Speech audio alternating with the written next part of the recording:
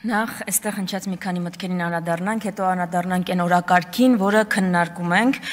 Շնորհակալություն պարոն Ռուբինյան, որ առանց ասելու ինչ է քննարկել ՔԼՉ-ի հետ եւ ինչ է ՔԼՉ ասել ձեր ականջին, իրականում ասում եք ինչ է ասել, որովհետեւ ես ոնց հասկացա ձեր իրական Հայաստանի Նիկոլ Փաշինյան անկյունակարային դրույթներից մեկը դեռևս չհրապարակված հակադաշնակցականությունն է։ Միանգամից հրապարակեք, տենց մի կաշկանդվեք, որովհետեւ նախանձելի է այն ագրեսիան ու այն կիրքը, որով դուք խոսում եք դաշնակցության դեմ։ Դրանով կարաք համեմատվեք կոմունիստների հետ, կարաք համեմատվեք Բաքվի բանտում հայ գերիներին մեղադրանք ներկայացնող դատախազի հետ կարաք համեմատրեք, մեկ էլ ՀՀՇ-ի հետ կարաք համեմատվեք, բայց իրանք մի քիչ ավելի ինտելեկտուալ էին։ Տեղ մրցակցությունը շատ է ձեր, բայց ես խորհուրդ եմ տալիս, հատկապես Արտուր Հովհաննիսյանին շատ եմ խնդրում հնարավորինս հակադաշնակցական ելույթներ ունենա։ Ես դաշնակցության իմիջի բարձրացման, դաշնակցության շուրջ մոբիլիզացիայի ապահովման ավելի լավ տարբերակ չգիտեմ։ Ինձ էր գլխավոր բանակցողներն են Թուրքիայի ու Ադրբեջանի հետ ամեն բանակցություններից հետո գալիս հակադաշնակցական ելույթներ ունենում։ Դա ընդհանրապես խոսումը ավելի բարձր, քան ցանկացած խոսքերը։ Բայց մի դրվագի ուզում եմ անդրադառնալ, էլի։ Այստեղ մի նարատիվ է նկատվում, այս մարդիկ իրենց համեմատում են առաջին հանրապետության այրերի հետ։ Այսինքն ուզում եմ հասկանալ, ով ում հետ է համեմատվում, էլի։ Այդ տրամաբանության մեջ Նիկոլ Փաշինյանը մեր Արամ Մանուկյանն է։ Այդ մարդու մասին ամենահայտնի պատմություններից մեկը է, բացի այն, որ պետականաստեղծապետության հիմնադիր է, զրոյից պետությունը տասնյակ հազարավոր քառակուսի կիլոմետր ստեղծած է, Վանի հերոսական ինքնապաշտպանություն կազմակերպած է, ամենահայտնի պատմություններից մեկը տարածված այն է, որ հրաժարվել է տիֆի պատվաստանյութից, որ որբերին դա հասնի։ Այս մարդուն ասում ենք պատավատներից հետ մեկից հրաժարվի, ձեռը չի գնում դա անի։ Ինչը ում հետ ենք համեմատում, կամ այդ տրամաբանության մեջ մեր դրոն բանն է, Սուրեն Պապիկյանն է։ Ձեր ծիծաղն էլ է գալիս, չէ, գիտեմ։ Ասենք բանը Ալեն Սիմոնյանը ով է տեղ։ Հովանես Քաջազնինովը ում տղեն նահատակվել է այդ Հայաստանի անկախության համար մղված պատերազմում։ Դաշնակցությունը Հայաստանի անկախության համար մղված պատերազմում ամենաշատ զոհերը տված ուժն է։ Այստեղ գալիս ասում են դաշնակցությունը Հայաստանի անկախությանը դեմ է եղել։ Բայց դաշնակցությունը Հայաստանի անկախությանը դեմ էր։ Դաշնակցական ջոկատները Շահեն Մեղրյանը, Դուշման Վարդանը, բանը Արցախի անտառներում հայկական ուժերի դեմ էին կռվում։ Ինչ էին անում այնտեղ։ Այսինքն անկախության դեմ ու կողմ լինելը անկախության համար կռվելով չի արտահայտվում, այո, դաշնակցության ուժը երբեք չի եղել, որ գնացել է Ստեփանակերտի հրապարակում ու ասել է Արցախը Հայաստանն է ու վերջ։ Դա մենք չենք արել, որովհետև քաղաքականությունից մի քիչ ավելի շատ բան ենք հասկացել։ Եվ որ ավելի լավ պատկերացնեք, ինչ ուժի հետ մենք գործ ունենք, Ալեն Սիմոնյանը այս ամբիոնից տեսեք ինչ է նկարագրում, այն մարդու մասին ում վրա թքել է։ Ասում է որդիներին բանակից ազատած։ Գիտեք ում մասին է խոսում։ Ալեն Սիմոնյանը խոսում է ցեղասպանության հետևանքով Լիբանանում ծնված, հետո Կանադայում բնակություն հաստատած հայի մասին, ով երևի ձեր կոչով իդեպ երևի հենց կարող է նաև ձեր կոչով։ Հայրն է դարձվել է Հայաստան։ Ու այդ մարդուն դուք ասում եք բանակից ազատած է տղաներին։ Այ տենց է, այսինքն ձեր են քայլարա դեպի տունը, բանա, հա, քայլարա արի տուն, թքեն վրա դրադեղից տեղից։ Էտա ձեր կոնցեպտը էտա։ Սփյուռքահայի 7 միլիոն սփյուռքահայի երեխաներին բանակից ազատած են անվանում։ Բանա էլի, երևակայությունը պիտի ինչ-որ սահմաններ էլ ունենա։ Հիմա գանք արդեն այն օրակարգին, որի մասին, որը քննարկում ենք։ Նիկոլ Փաշինյանը այստեղից փորձում է համոզել մեզ, որ ժողովուրդ ջան, ձեզ սխալ է թվում, ձեր հարկերը չեն բարձրացել, ձեր կյանքը ավելի լավացել է, այդ 25%-անոց գնաճը, որ կա, ու Երևանը, որ երևի տարածաշրջանի ամենաթանկ քաղաքներից մեկն է դարձել, դա ձեզ ընդհանրապես թվում է, այն ճգնաժամը, որ բոլոր ոլորտներում կա, Հայաստանում, Երևանում 5 րոպե անձրև է գալիս, Երևան քաղաքում ճգնաժամ է, ձյուն որ գալիս է, կատաստրոֆա է լինում։ Բայց դա ձեզ ընդհանրապես թվում է, դա միրաժ է։ Դուք լսեք Նիկոլ Փաշինյանի թվերը եւ ներկայացրած արդյունքները, ըստ որի ձեր եկամուտները ավելացել են, ձեր թոշակը ավելացել է ու դուք հիմա ավելի բարեկեցիկ եք ապրում։ Այս հարցին իրանք Հայաստանի քաղաքացին ավելի բարեկեցիկ է ապրում, թե չէ, թող պատասխանի Հայաստանի այն քաղաքացին, որ 2018-ի համեմատությամբ ում համար հացը ավելացել է հացի գինը 35%-ով, 440 դրամից դառնալով 600 դրամ, ում համար համար մակարոնը աճելա գրեթե էլի նույնքան 490 դրամից դառնալով 740 դրամ։ Մթերքի գները տեսել եք դուք հիմա ընդհանրապես, մրգի գները տեսել եք, տրանսպորտը 50%-ով է թանկացել։ Ու թող ասի հիմա ինքը ավելի շատ բան է կարողանում առնել իր աշխատավարձով, թե 3 տարի առաջ էր օրինակ կարողանում ամենաշատ բանը առնել։ Այս իշխանությունը մեզ ասում է 2024-ը եղել է ամենախաղաղ տարին։ Եթե Սյունիքն էլ տակ, 2025-ը ընդհանրապես խաղաղ կլինի։ Այս կրակոցները մի քիչ ձեր վիճակագրությունը խառնում են։ Սյունիքը որ տակ, այդ կրակոցները կբան կանեն, ու ձեր վիճակագրությունը փայլուն ոչինչ չի խախտի։ Իսկ գիտեք 2024-ը ինչ թվական է եղել։ 2024-ը եղել է թվական, որ Արփի Դավոյանը, Վահագն Ալեքսանյանն ու Նիկոլ Փաշինյանը նստել իրենց վարչության նիստում որոշել են ինչն է Հայաստան, ինչը չէ։ Ու որոշել են, որ օրինակ Տավուշի գյուղերը, տարածքները Տավուշից դա Հայաստան չի։ Եղբայր, ով է ասում Հայաստան չի։ Մեր վարչությունը։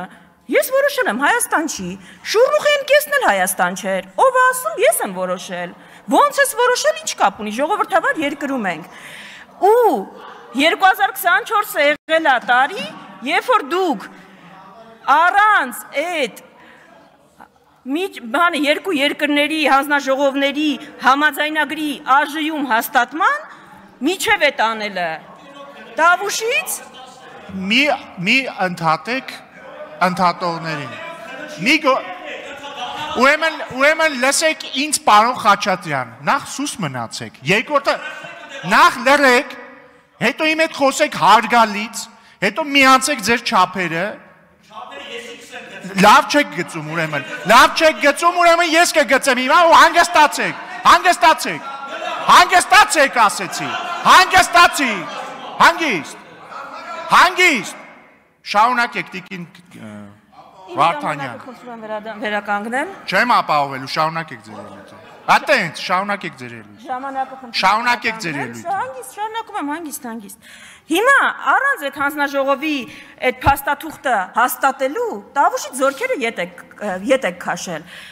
Ասում ենք, միակողմանի զիջումներ եք անում, ասում ով է ասել, այդ փաստաթղթում ինչ գրած է երկկողմանի է, էլի կոնստրուկտիվ առաջարկ ունեմ ձեզ, հաջորդ պայմանավորվածությունը ասեք օրինակ կողմերը պարտավորվում են Իսկանդեր չունենալ, մի բան է, չէ, կողմերն են պայմանավորվում, ով Իսկանդեր ունի Հայաստանը, կողմերը պայմանավորվում են Սևանը չօգտագործել, կողմերն են պայմանավորվում, ախր դա ինչ կապ ունի, ոնց այս նույնն է, ինչ որ այն երրորդ կետը, կողմերը պայմանավորվում են երրորդ երկրների ուժեղ չտեղակայել սահմանին։ Երկու կողմերն են, չէ՞ պայմանավորվում, ոչինչ, որ մենակ Հայաստանը դրա կարիք ունի, Հայաստանն է տեղակայել բանը, երրորդ երկրի ուժեր, որտեղ դրա կարիքը ունի։ Հիմա առաջնահերթությունների մասին տրամաբանական կլիներ, որ այս անվտանգային պայմաններում ամենաշատ մեր ուժերը Այն որ խոսում են թալանից ետ բերված, չգիտեմ, արդյունավետ բյուջե բերված գումարների մեծ մասը գնար ռազմական բյուջե, ու մեր պաշտպանունակությունը ավելանար։ Բայց դա այն դեպքում, եթե այս կառավարության առաջնահերթությունը լիներ պաշտպանունակության բարձրացումը, այդ դեպքում, բայց չէ, այս կառավարության համար թիվ 1 խնդիրը բողոքի ցույց իրականացնող քաղաքացին է։ Այդ դրա համար ՆԳՆ բյուջեն աճել է 18%-ով, պաշտպանության բյուջեն ընդամենը 7%-ով, որովհետև Քաղաքացին է սպառնում Նիկոլ Փաշինյան, բողոք իրականացնող քաղաքացին, սպառնում Նիկոլ Փաշինյանի իշխանությանը։ Այդ բոլոր քաղաքացիներին ու խմբերին դուք ով ձեր դեմ բողոք է արել, կապ չունի ինչ հարցով, տրանսպորտ, խաղողագործներ, գինեգործներ, դուք հռչակել եք ռուսի շպիոններ։ Ձեր համար Մարիա Կարապետյանը, չեմ հիշում, Մարիա Կարապետյանը, Սոնա Ղազարյանը շատ տարբերություն չկա։ Ուրեմն, ըստ այս մարդկանց Ռուսի շպիոն են։ Տիկին Վարդանյան, հարգալից խոսեք, պատգամավորին։ Հարգալից խոսեք։ Դուք էլ տեղից մի արա, դուք էլ լռեք, պարոն Մինասյան, լռեք։ Դու չի դուքա ու հանգիստ դու չի դուքա։ Այո շատ, նստեք։ Տիկին Վարդանյան, հարգալից շարունակեք։ Սոնա Ղազարյանի եւ Մարիա Կարապետյանների ասածների մեջ տարբերություն չկա։ Ուրեմն, ըստ իրենց ռուսի շպիոն են,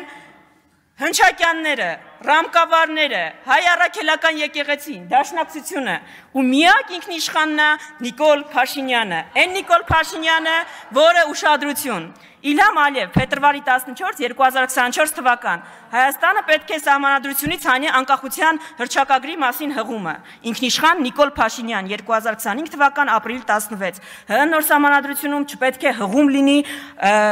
անկախության հռչակագրին։ Մի հատ էլ հարց էլի, ինչ նոր սահմանադրության մասին եք խոսում։ Ես որքան հիշում եմ, թե ներքաղաքական օրակարգում մենք խոսում էինք սահմանադրական բարեփոխումների մասին։ Այս նոր սահմանադրությունը որտեղից եկավ։ Ալիևից եկավ, չէ՞։ Մենակ Ալիևն է, որ ինչ նոր սահմանադրություն ընդհանրապես։ Այս նոր սահմանադրության քննարկումները մեզ որտեղից։ Բայց որ կրթելու մասին եք շատ խոսել։ Մենք չենք նեղում, ոչ Դուք ինձ մի 6 անգամ ընդհատել եք, թողեք մի քանի րոպե։ Ես չեմ ընդհատել, ձեր գործընկերներն են ձեզ ընդհատել, ավարտեք, ունեք 30 վայրկյան։ Մի քանի րոպեից կավարտեմ։ Մի քանի րոպեից չեք ավարտել։ Թողեք ավարտեմ խոսքս։ Ամբողջական իշխանությունն եք, ես մի խոսքը ձեզ բան չի անելու։ Հիմա բանը նեղանում են, որ ասում ենք Նիկոլ Փաշինյանը այս ազգին չի կարա կրթի։ Եղբայրներ եւ քույրեր, կրթվելը լավ բան է, բայց ով կարա կրթի։ Այս ազգին կարա կրթի Մաշտոցը, Կորյունը, Թումանյանը, Նիկոլ Փաշինյանը ու Աննա Հակոբյանը։ Ինչ պիտի սովորենք։ Ինչ պիտի սովորեցնենք, բայց մի հարցում ես ձեր հետ համաձայն եմ։ Ես ձեր հետ լրիվ համաձայն եմ։ Դուք մաստեր սպորտա, մաստեր կլաս եք ցույց տալիս ռեբրենդինգի ոլորտում։ Այդտեղ պիտի ձեզնից սովորենք, որովհետև դուք Ալիևի ծրագրերի հայաստանյան ռեբրենդինգ իրականացնող ֆիլիալն եք։ Ձեր իրական Հայաստանը Ադրբեջանի արևմտյան Ադրբեջանն է, բայց դա շատ վախենալու է հնչում, համաձայն եմ, եւ պիտի վախենալու հնչի։ Հո չեք գալու ասեք մենք արևմտյան Ադրբեջան ենք ստե կառուցում։ Պիտի գայիք եւ դա փաթեթավորեիք։ Ու դրա փաթեթավորումը դուք այդ իրական Հայաստան կոնցեպտի ներքո եք իրականացնում։ Եվ վերջում ավարտեմ ելույթի հնարավորություն դեռ կլինի։ Այս պետությունը չի կարա լինի երշիկի ու հարկ տալու մասին։ Այս պետությունը հայկական ինքնության մասին մենակ կարա լինի, այդ ինքնության պաշտպանման ու զարգացման։ Ձեր երշիկ կալբասային այդ կոնցեպտը, ինչքան էլ ուզենակ արևմտյան Ադրբեջանը դրանով թաքցնել, դա ձեր մոտ չի ստացվելու, այսքանը։